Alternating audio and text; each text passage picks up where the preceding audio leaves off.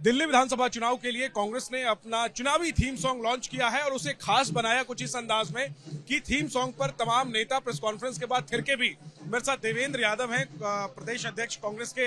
हम देख रहे थे बहुत थिरक रहे थे, आप तो जरा दो स्टेप हमें भी दिखा दीजिए जो थीम सॉन्ग है उसको गुनगुनाते हुए। देखिए, निश्चित ही ये गाना ऐसा बना है, मुझे खुशी है कि सिर्फ कांग्रेस के नेता ही नहीं, इसमें दिल्ली का एक एक व्यक्ति, एक एक बच्चा, बुजुर्ग होगा, वो भी उसके स्टेप्स जरूर उठेंगे। भीड़ में आपके विजुअल ठीक से बना नहीं पाए हम, जरा एक स्टेप तो दिखा दीजिए 2 सेकंड के लिए। बेसिकली दिल से लोग जो चाहते हैं वो कांग्रेस है जरूरी। दिल्ली की हर जरूरत होगी पूरी, कांग्रेस है जरूरी। देवेंद्र जी, सवाल ये है कि क्या नतीजों के दिन ये थिरकने का, ये नाचने का मौका कांग्रेस पार्टी को मिलेगा? ये क्या इस तरीके का? देखिए, मुझे खुशी है कि आज आम जनता ये स्वीकार करने लगी है कि दिल्ली में 3 पार्टियां चुनाव लड़ रही हैं। आज से अगर मैं 3 महीने पहले भी जाऊं तो ये सब लोग कहते थे कि कांग्रेस कहीं पर है नहीं। लेकिन जैसे जैसे चुनाव बढ़ रहा है, जैसे जैसे हमारी लीडरशिप इसमें इन्वॉल्व होती जा रही है, हमारे लोगों के बीच में जो पकड़ है वो मजबूत होती जा रही है, और मुझे पूरा विश्वास है दिल्ली की जनता आज कहीं ना कहीं उन नाकामियों से, उन झूठे वादों से, चाहे वो मोदी जी द्वारा बेरोजगारी और महंगाई कम करने की बात हो, या केजरीवाल जी द्वारा भ्रष्टाचार और लोगों को सुविधा देने की बात हो, आज जब वो सारे वादे खोखले होते नजर आ रहे हैं तो दिल्ली की जनता उस कांग्रेस के स्वर्णिम काल को याद भी कर रही है, और ये मन में निश्चय भी किया है कि 5 तारीख को वो सब लोग आएंगे, कांग्रेस को भारी बहुमत से ना सिर्फ जिताएंगे बल्कि एक मजबूत सरकार भी 8 तारीख को बनेगी। 2 सवाल पूछूंगा मैं अंत में, ये बताइए, लेकिन 10 दिन बच गया बस प्रचार को, कितनी सीटों पर आप देख रहे हैं कांग्रेस को फिलहाल? नंबर 1 किस? देखिए, मैं पहले भी कहता आया हूँ, जब जनता चुनाव लड़ती है तो आप दिल्ली की जनता सभी के जो आंकड़े हैं उनको फेल साबित करेगी और एक मजबूत सरकार कांग्रेस को। राहुल जी की तबीयत खराब है और इस वजह से वो प्रचार में भाग नहीं ले पा रहे, कार्यक्रम रद्द हो रहे उनके। क्या इससे एक कांग्रेस के प्रचार अभियान पर एक नकारात्मक असर पड़ने का डर है आप लोगों को?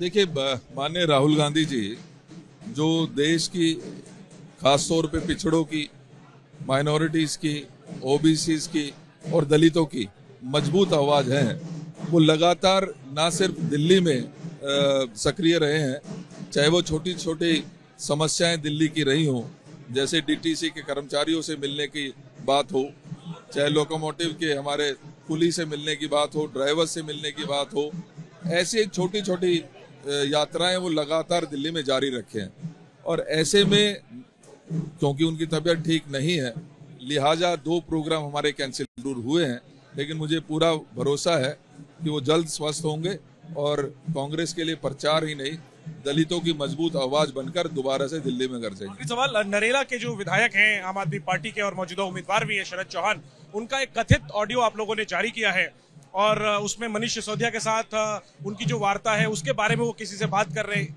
ये आप लोगों ने आरोप लगाया है।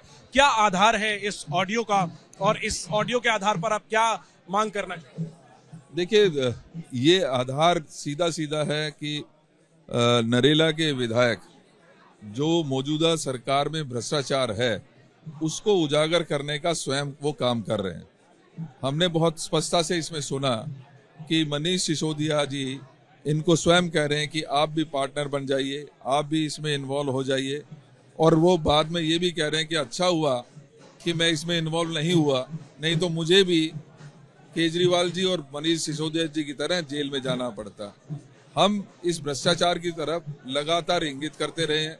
कांग्रेस की शिकायत पर ये सारा मामला उठा, और मुझे खुशी है कि जो सीएजी की लीक रिपोर्ट हमने देखी है उसके अनुसार भी लगभग 2000 करोड़ रुपए का जो नुकसान दिल्ली की सरकार को हुआ है, उसमें कहीं ना कहीं ये लिकर पॉलिसी और एक्साइज पॉलिसी जो है वो साफ उसमें दिखने का। आप लोगों ने स्टिंग किया शरद चौहान पे, ऑडियो का आधार क्या है? नहीं, ये हमें कहीं से उपलब्ध हुआ है और हम आपको उपलब्ध करा रहे हैं, आप उसकी सैंक्टिटी चेक कर सकते हैं। लिहाजा क्योंकि कुछ कई कारण होते हैं, उसकी कहाँ से आया, किस तरीके से आया, वो हम अभी डिस्क्लोज नहीं करना चाहते, लेकिन हम आपको उसको प्रोवाइड कर रहे हैं, आप उसी सेंसिटिविटी चेक करें। मांग करेंगे इस ऑडियो के हवाले से, चाहे शरद चौहान हो या सिसोदिया हो या केजरीवाल हो, उनसे कोई मांग करेंगे इस ऑडियो के आने के बाद? देखिए, इस मामले में शुरू पहले से ही सरकार जो है और आईपीसी के एक्ट के तहत इन लोगों को ना सिर्फ जेल हुई है और ये लगातार मामला जो है वो कोर्ट में है।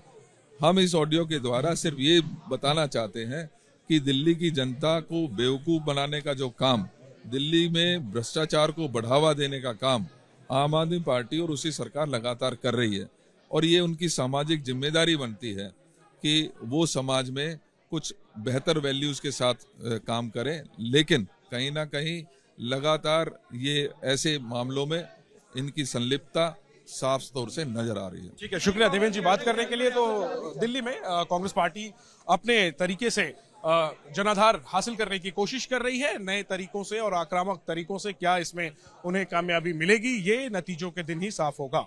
कैमरा पर्सन मनोज त्रिपाठी के साथ जैनेंद्र, एबीपी न्यूज, दिल्ली।